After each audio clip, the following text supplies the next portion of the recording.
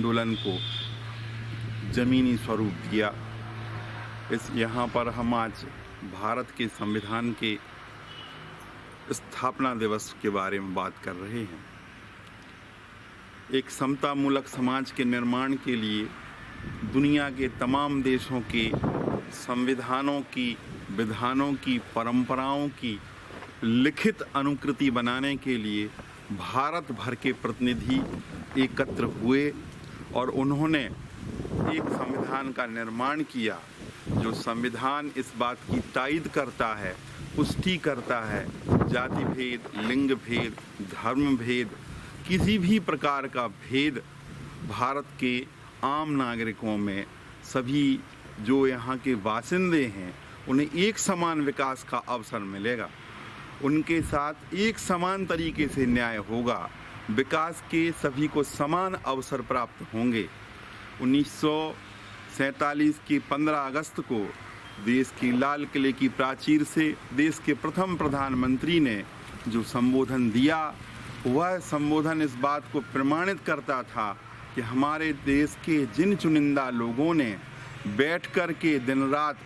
आपस में विचार विमर्श करके और सभी के मत जब एक हो गए, मतभेद समाप्त हो गए, सभी ने तय किया कि हाँ ये सही रहेगा,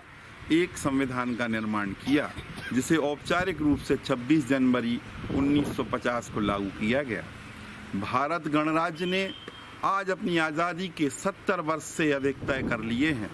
इन 70 वर्षों में हमने जिस प्रगति के आयाम को छुआ है उसमें बड़ा एक रोचक चीज़ है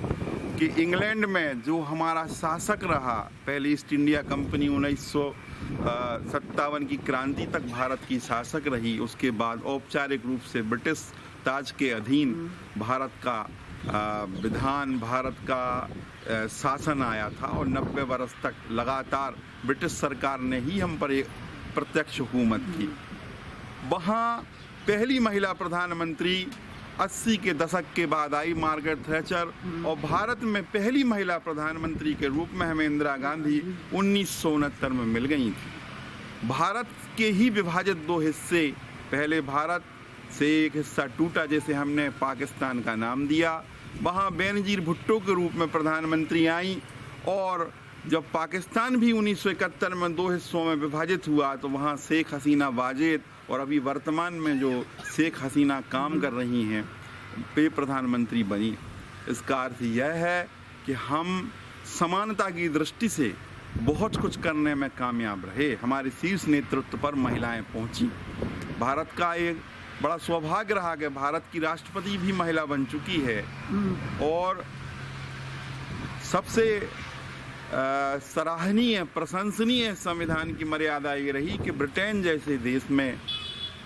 जिसकी परंपराओं, जिसकी वैचारिकता की हमारे संविधान पर बड़ी स्पष्ट छाप है, जो मानव अधिकारों के लिए प्रतिबद्ध राष्ट्र माना जाता है, वहाँ महिलाओं को मताधिकार 20वीं सदी के दूसरे दशक में मिला, भारत में आज़ादी के साथ ही मिला। हमने तय किया था चाहे मजदूरी हो, चाहे मताधिकार हो, चाहे शिक्षा का अधिकार हो, चाहे जीने का अधिकार हो, स्त्री और पुरुष का भेद नहीं किया जाएगा, काले गोरे का भेद नहीं किया जाएगा, कोई जाति ऊंची और कोई जाति नीची नहीं होगी।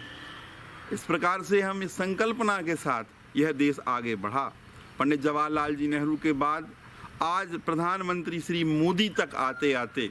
तमाम तरह की राजनीतिक व्यवस्थाएं, प्रशासनिक व्यवस्थाएं हमने देखी, उनमें उतार चढ़ाव देखे। आपातकाल लगा, आपातकाल खत्म भी हुआ, इस दल की सरकार भी बनी, उस दल की भी सरकार बनी, लेकिन सौभाग्य से एक लिखित संविधान ने, हमारे कॉन्स्टिट्यूशन ऑफ इंडिया ने ऐसे संरक्षक का काम किया कि लोग अपनी मर्यादा लांघना भी चाहें तो नहीं लांघ पाते हैं। हमारे संविधान निर्माताओं ने आपस में बैरियर बनाए। उन्होंने सुप्रीम कोर्ट को इतना मर्यादित किया कि सुप्रीम कोर्ट अपनी सीमाओं को देखते हुए सरकार पर नियंत्रण रखे, सरकार और सुप्रीम कोर्ट विधायिका पर नियंत्रण रखें, तीनों एक दूसरे पर नियंत्रण रखें। आज इस अवसर पर बहुत सारे लोग हैं, मैं अपनी विचार और भावनाओं को व्यक्त कर चुका हूँ। मैं यही कहूँगा कि हम एक आज पुनः संकल्प लें कि हम अपने बचे हुए जीवन में, जहाँ तक हम जी चुके हैं, इसके आगे के जीवन में किसी भी प्रकार का भेद ना करें, ना रंग भेद करें, ना लिंग भेद करें, ना जाति भेद करें, ना धर्म भेद करें, और हम सही और गलत,